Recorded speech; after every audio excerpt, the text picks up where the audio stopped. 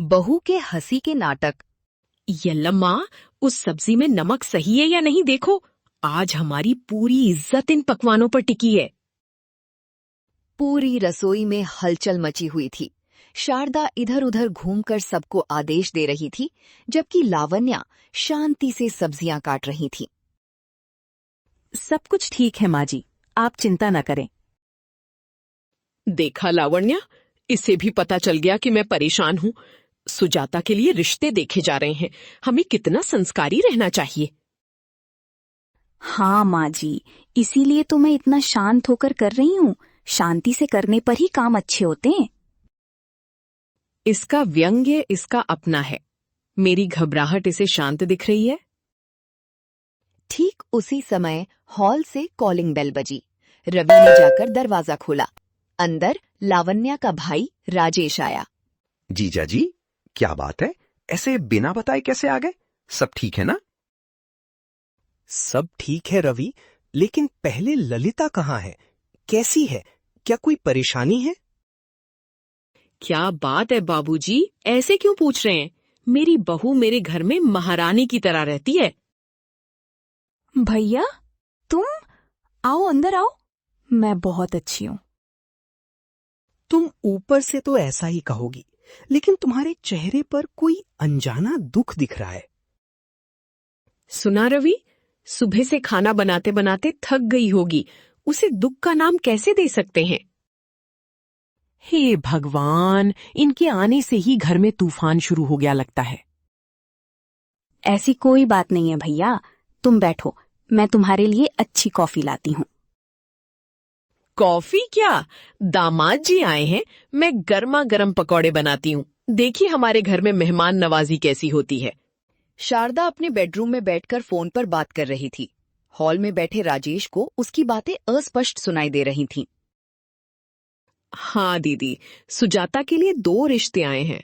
अब दोनों में से एक चुनना बहुत सिरदर्द हो गया है। एक रिश्ते वालों की मांगे थोड़ी ज्यादा हैं। उनके सास ससुर से कैसे निपटना है समझ नहीं आ रहा। दूसरे वाले अच्छे लोग हैं, लेकिन लड़के के पास इतनी संपत्ति नहीं है। डर लग रहा है कि वो कैसे एडजस्ट करेगी। हॉल में बैठे राजेश का चेहरा लाल हो गया। उसने पूरी तरह से गलत समझा कि ये सारी बातें लावण्या के बारे में कही जा रही हैं। हे भगवान, कितना नाटक कर रही है ये औरत। मांगे, एडजस्ट करना, मेरी बहन को कितना कुछ कह रही है। क्या बात है बाबूजी, ऐसे क्यों है? बीपी बढ़ गया है क्या? बीपी नहीं, खून खौल रहा है। आपकी माँ जी क्या बात कर रही हैं, आपको पता है? पता है बाबूजी, सुजाता की शादी के बारे में बात कर रही हैं। ओह, इस भोली भाली को भी सच नहीं पता। मेरी बहन की शादी के बारे में कहकर वो कवर कर रही है। लावण्या कॉफी का कप लेकर आई और राजेश की बगल में बैठ गई। उसके चेहरे पर गुस्सा देखकर हल्की सी मुस्कुराई। क्या हुआ भैया, इतने गुस्से में क्यों हो? कुछ नहीं, मैं सोच रहा हूं कि तुम इस घर में खुश हो या नहीं। ठीक है दीदी, जैसे तैसे एक फैसला लेना है। आज शाम को बात करके निर्णय लेती हूँ। सुना, आज शाम को तुम्हारा कोई फैसला सुनाएगी। मैं चुप नहीं बैठूंगा। भैया, तुम बेवजह परेशान हो रहे हो, यहाँ सब ठीक है। शारदा गर्व से एक बड़ी थाली में गर्मा गर्म मैसूर पाक लेकर घर के सामने आई। वहां पड़ोसी पंकजम खड़ी थी। देखा पंकजम, मेरे घर दामाद आया है। मैंने अपने हाथ का मैसूर पाक चखाने के लिए लाई हूँ। सच में शारदा, बहुत अच्छा बनाया है तुमने। देखने में अच्छा लग रहा है। देखने में ही नहीं, खाने में भी लाजवाब है। मेरी लावण्या को अभी ऐसा बनाना नहीं आता। ठीक उसी समय अंदर से राजेश आया। उसके पीछे लावण्या और ये लम्मा थे। शारदा थाली राजेश को दे रही थी। तभी ये लम्मा ने अनजाने में पास रखी पानी की बाल्टी को लात मार दी, जिससे पानी बिखर गया। शारदा का पैर फिसल गया और उसके हाथ से थाली हवा में उछल गई और मैसूर पाक के टुकड़े नीचे गिर गए। ओह, कितना कुछ कहा था और तभी ऐसा हो गया। देखा माँ जी, आपने मेरी बहन को कम करके आका। भगवान ने तुरंत आपको बुद्धि दी। क्या कह रहे हो बाबू, ये अनजाने में हुआ है, इसका उससे क्या संबंध? कोई बात नहीं शारदा, सबके घरों में ऐसा होता रहता है। वैसे भी तुम्हें बहू को ऐसा नहीं कहना चाहिए था। तुम चुप रहो पंकजम, मेरे घर में क्या होना है तुम्हें बताने की जरूरत नहीं है। कोई बात नहीं माँ जी, मैं फिर से बना दूंगी। आप अंदर आइए। तुम क्यों बनाओगी? असल में तुम्हें इस घर में नौकरानी की तरह देखा जा रहा है। मैं ये बर्दाश्त नहीं करूंगा। हे राम, ये तो आग बबूला हो रहे हैं। मैं बीच में फंस गई। इस बार लावण्या ने चतुराई से शारदा का फोन स्पीकर पर करके हॉल में टीपॉय पर रख दिया। शारदा बेडरूम से ही जोर से बात कर रही थी। दीदी, मैं उस दूसरे रिश्ते के बारे में ही सोच रही हूँ। वे कुछ नहीं मांग रहे, लेकिन बाद में कोई समस्या तो नहीं आएगी, इस बात का डर है। एक बार उस घर भेज दिया तो उसे वापस नहीं ला सकते ना, एडजस्ट करना उसी के लिए मुश्किल होगा। हॉल में बैठे राजेश ने स्पीकर पर ये बातें सुनकर गुस्से से आग बबूला हो गया। पास बैठा रवि उसे शांत करने की कोशिश कर रहा था। सुन रहे हो रवि, तुम्हारी माँ क्या बात कर रही है, सुन रहे हो? मेरी बहन को उस घर भेजकर फिर वापस नहीं आने देगी। कितनी हिम्मत! जीजा जी, आप गलत समझ रहे हैं। माँ सुजाता की शादी के रिश्ते के बारे में बात कर रही हैं। तुम हमेशा अपनी माँ का ही पक्ष लोगे। मेरी बहन का दुख तुम्हें नहीं दिख रहा? संपत्ति न भी हो तो चलेगा, लेकिन हमारी बेटी को अच्छे से देखना चाहिए ना, वो जिम्मेदारी वे लेंगे।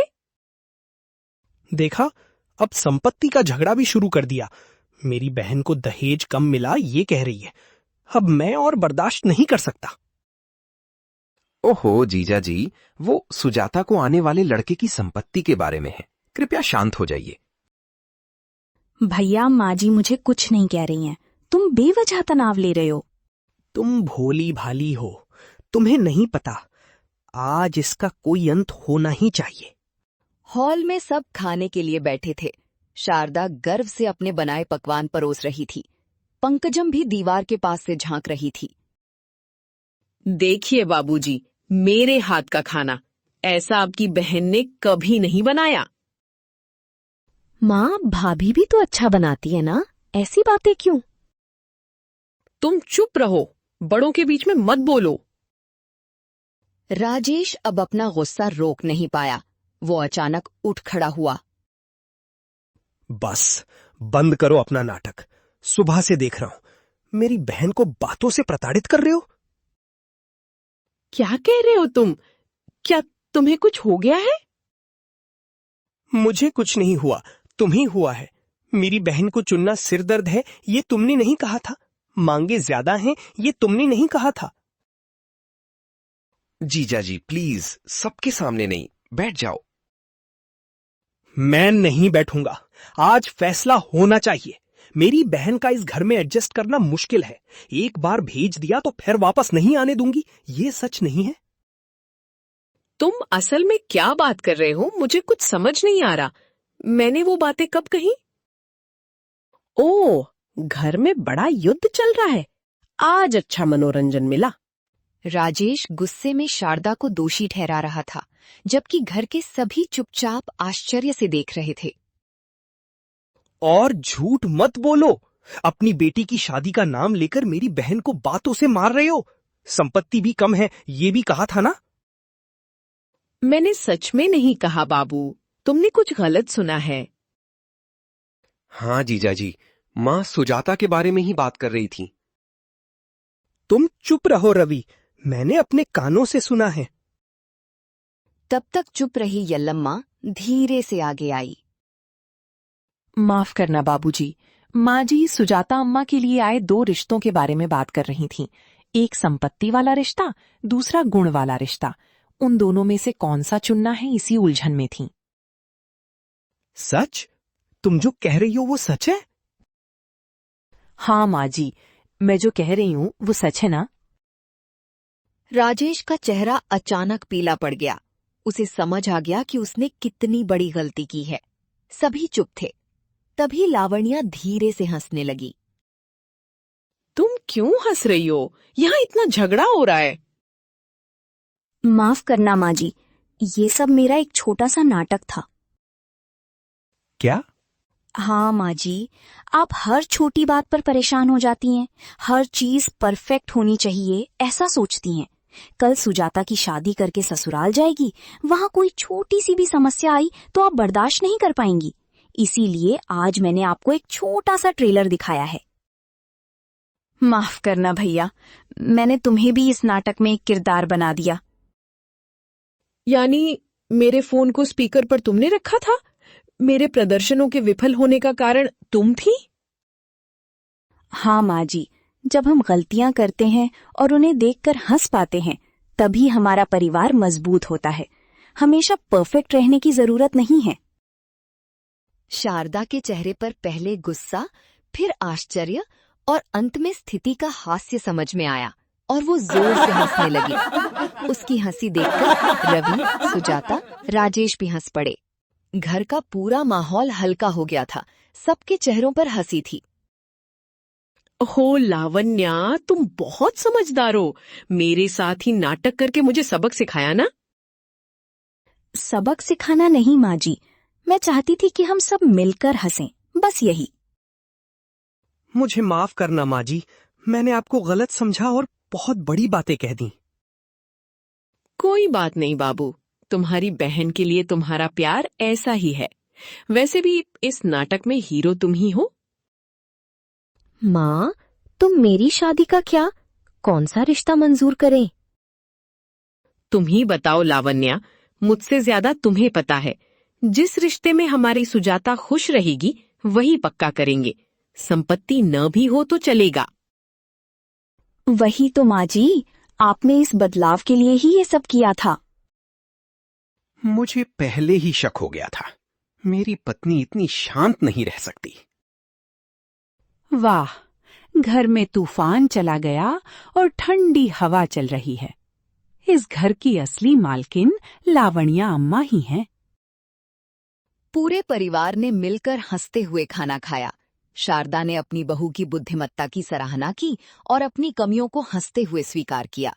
उस दिन से उस घर में हंसी की कमी नहीं रही।